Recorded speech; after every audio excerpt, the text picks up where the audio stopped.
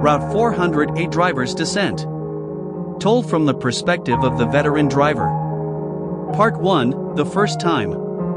They said Route 400 was just another night shift, replacing Line 3 from Dukisis Placentia to the port of Piraeus, just like the metro. Easy gig, they said. I've been driving buses for over 20 years. Seen it all. Drunks, fights, late-night weirdos, even the occasional tourist who got on the wrong line. But this? This was different. The first night was quiet, too quiet. No one at the starting station, but the system beeped, 3 passengers boarded. I didn't see anyone. Just shrugged it off as a glitch. That night, every time I looked in the mirror, I thought I saw shapes. Shadows that twitched. Eyes catching mine but vanishing when I stared. Then they started coming. Figures dressed too old-fashioned. A woman with a veil. A man in a naval uniform, worn and torn. None spoke. None moved. At every stop, no one got off. No one got on. But the passenger count rose. By the time we reached the port, I was frozen. I looked in the mirror, and they were all standing now, heads tilted, watching me. I don't remember anything after that. Part 2, the report. I woke up in a hospital bed. The report said they found bus 400 off the road just before the port. No evidence of a collision. No skid marks. No injuries. And no passengers. In fact, they said, from the first camera outside Dukisis Placentia to the last checkpoint in Piraeus, there was no footage of anyone getting on. None of the doors showed signs of ever opening. It was as if I drove the entire route alone. But I know what I saw. Part 3, return to normal? I took a few nights off. Psych evals, checkups, the whole deal. They said I was overworked. Hallucinations. Fatigue. Night driving does things to people, they said. So I went back. The route was normal again. Few passengers. A guy going to his night shift. A girl with headphones on. A woman who looked like a teacher. I started thinking maybe they were right. Maybe it was all in my head. Until I looked into the mirror. In the very back, behind the last row of seats, stood a figure. Pale, no face, just static. I blinked. Gone. Then they were back. The naval man. The veiled woman. The child with sunken eyes.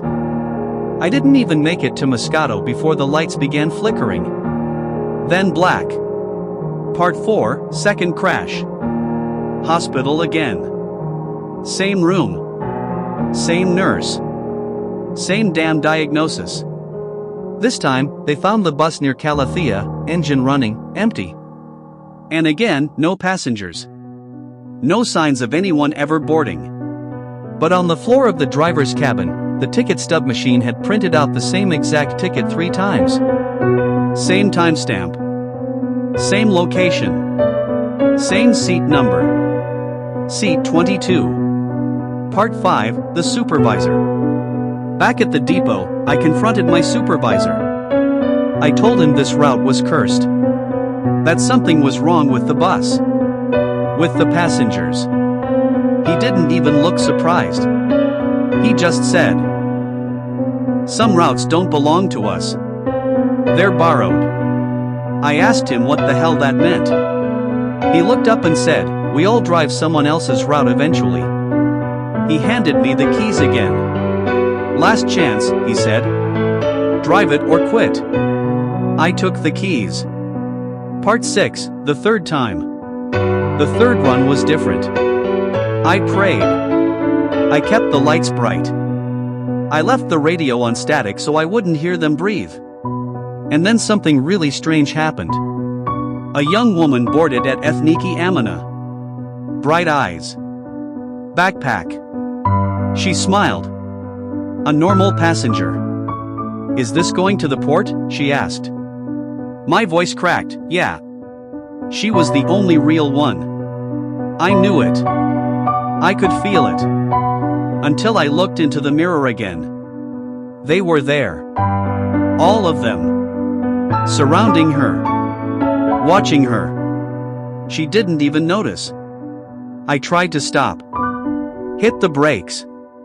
But they wouldn't work. Next thing I knew, hospital. Same room.